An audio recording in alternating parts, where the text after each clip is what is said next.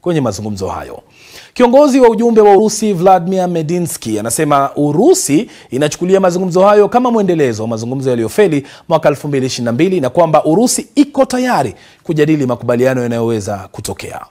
Hapo awali, Rais wa Marekani Donald Trump alikuwa ameashiria kuwa makubaliano makubwa katika mazungumzo ya amani ya Ukraine hayatawezekana hadi yeye na Rais Putin wakutane ana kwa ana. Tazama, hakuna kitakachotokea hadi mimi na Putin tukutane. Na ni wazi kwamba hata kwenda. Hakuwa aende kama singekuwa huko. Na siamini chochote kitatokea. Iwe unapenda au la, mpaka yeye na mimi tupatane pamoja. Lakini tutapata suluhu kwa sababu watu wengi sana wanawawa. Ikiwa mazungumzo yataendelea vyema, yatakuwa mazungumzo ya kwanza ya ana kwa ana tangu vita kuanza zaidi ya miaka 3 iliyopita. Wazo ambalo limekanganya wengi nchini Ukraine ni matarajio ya kutoa ardhi yao ili kupata amani.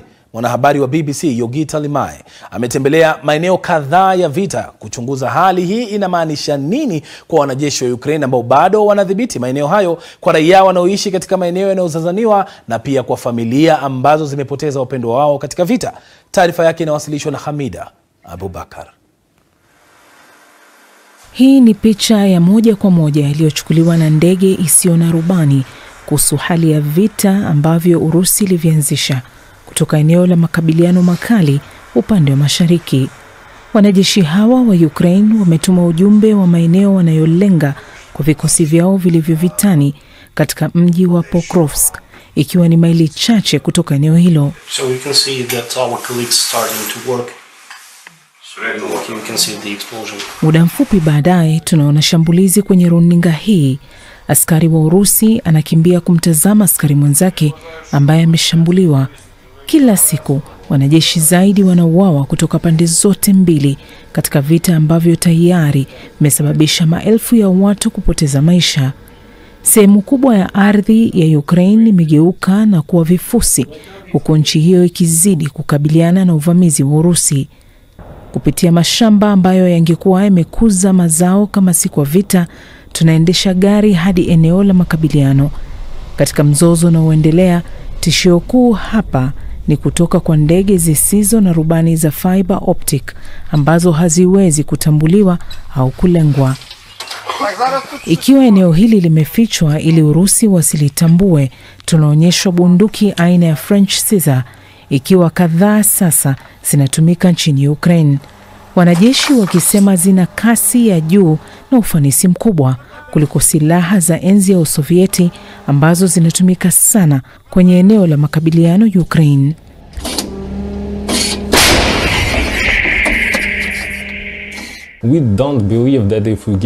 Hatuamini kwamba tukitoa eneo fulani wataacha kutushambulia. Baada ya miaka michache watarudi na kuanza upya. Nadhani tunahitaji kuchukua hatua kwa silaha, sio maneno. Sidhani kama diplomasia itatatua tatizo hili. Tunaposafiri katika maeneo yenye vita, gharama ambayo Ukraine imelipa kutetea ardhi yake inaonekana kila mahali. Kumbukumbu za askari waliopoteza maisha inaonekana unapokaribia eneo la mkoa wa Donetsk. Na hapa kwenye eneo la kati la Zaporizhia Kusini, Urusi ikitaka udhibiti wa mikoa miwili kati ya 4 ya Ukraine kama sharti la makubaliano ya amani. Makaburi mapya yakisimulia jinsi wanaume walivyopigana eneo la vita. Mtoto wa kiume wa Yana, Stepanenko Vladislav, alikuwa na umri wa miaka 22. Ameletewa vitafunio anavyovipenda: kikombe cha chokoleti ya moto na keki ya chokoleti. Vladislav, mwendeshaji wa ndege zisizo na rubani, aliuawa katika mapigano mwezi Februari mwaka huu.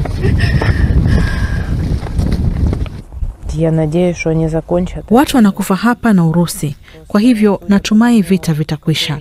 Lakini kwa kumjua Putin, ataendelea na kuendelea. Lolote litakalotokea, Zaporizhia lazima ibaki Ukraine. Natumai mwanangu hakufa bure.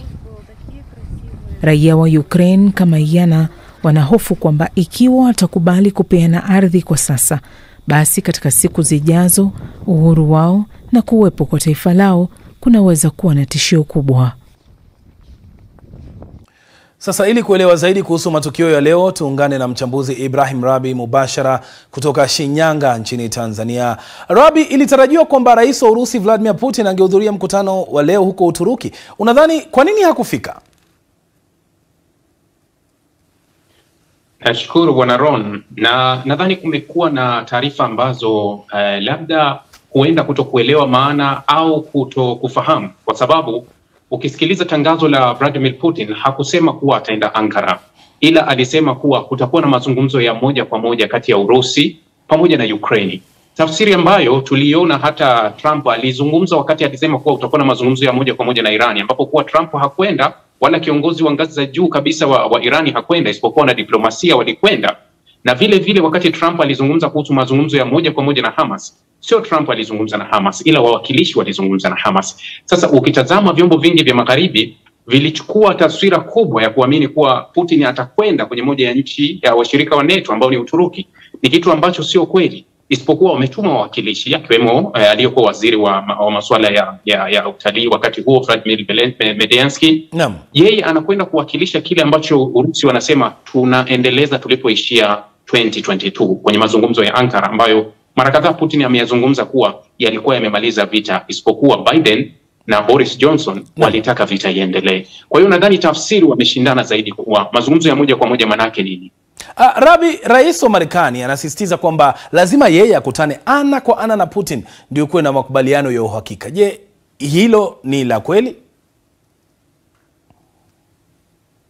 Hilo naweza nikakubaliana nalo kwa sababu ni ukweli kuwa kuna vitu ni lazima atavirekebisha kati ya Trump na Putin, na mara kadhaa hata Putin alilizungumza hilo. Hata pale walipozungumza kuhusu usitishaji wa siku 30, unakumbuka kuwa Marekani na Ukraine walikubaliana, lakini Urusi ikakubali, lakini kwa masharti kuwa ni lazima kuwe na makutano kati ya Trump pamoja na washirika wa Urusi pamoja na Putin mwenyewe, kwa sababu walichokuwa wanasema Urusi ni kuwa usitishaji wa siku 30 hauna faida kwao, isipokuwa utaifaidisha zaidi Ukraine, kwa sababu usaidizi wa magharibi umeendelea kubaki vile vile, na muda ambao Ukraine wanaona kuwa wapo kwenye kupoteza vita wanataka usitishaji. Lakini Urusi anaona kabisa katika kipindi hiki ambacho tumekaa kwenye njia nzuri ya kwenda mbele, kama tutasitisha kwa siku 30 wenzetu watatulia na kujipanga. Halafu mara kadhaa Putin amekuwa akizungumza kuwa viongozi wa magharibi wamekuwa hawaaminiki kwenye meza, hasa kikumbuka mazungumzo ya Ankara. Ndio maana unaona kuwa wanakataa siku 30. Kwa hiyo ili kutatua hili swala ni lazima kuandaliwe mkutano kati ya pande tatu, upande wa Urusi, upande wa Ukraine na upande wa Marekani, ili waweze kulitatua hili swala. Rabi, wakati yote yakiendelea, mataifa ya jumuiya ya kujihami ya NATO nayo pia yako huko Ankara, Uturuki. Kwa nini juhudi hizi zimeshika kasi sasa na kila mmoja anahisi kwamba anapaswa kushirikishwa? Bila shaka kwa sababu hawa wamekuwa wamembeba Ukraine mgongoni kwa muda mrefu. Hata pale Marekani ilipoamua kubadilisha upande, kugeukia upande wa pili wa Ukraine, hao washirika wa NATO na Ulaya walibaki upande mmoja, ambapo wakiwa upande na Ukraine. Sasa kukosekana mazungumzo toka mwaka 2022 ya ana kwa ana, hivi sasa karibu miaka mitatu inakwenda, na kuwepo na taarifa kuwa kutakuwa na mazungumzo ya ana kwa ana. Hiki ni kitu kikubwa sana, na ndio maana unakuwa hata NATO wameamua kuwa tutashiriki, hata Ulaya wamesema tutashiriki. Na ndio maana licha ya kuwa hakuna wanadiplomasia wakubwa wa Urusi kuwepo kwenye mazungumzo, lakini unaona wawakilishi hata wa Marekani, Steve Witkoff yupo, Peter Pettit yupo, lakini na wengine wapo wawakilishi kutoka kwenye nchi nyingi za Ulaya, na mkutano pia wamesema utaendelea. Yani manake wamelichukulia kwa uzito sana, kwa sababu ni kitu ambacho kinawasumbua sana Ulaya. Vita ya Urusi na Ukraine imeitafuna Ulaya na imeimaliza Ulaya na imeigawa Ulaya. Kwa hiyo ni kitu muhimu sana kushughulika nacho, na wao wamechoka, wanatamani hiki kitu kimalizike hivi sasa. Shukran sana Ibrahim Rabi kwa tathmini hiyo ya kina na mahojiano hayo, na Ibrahim Rabi anahitimisha taarifa yetu kuu siku huu.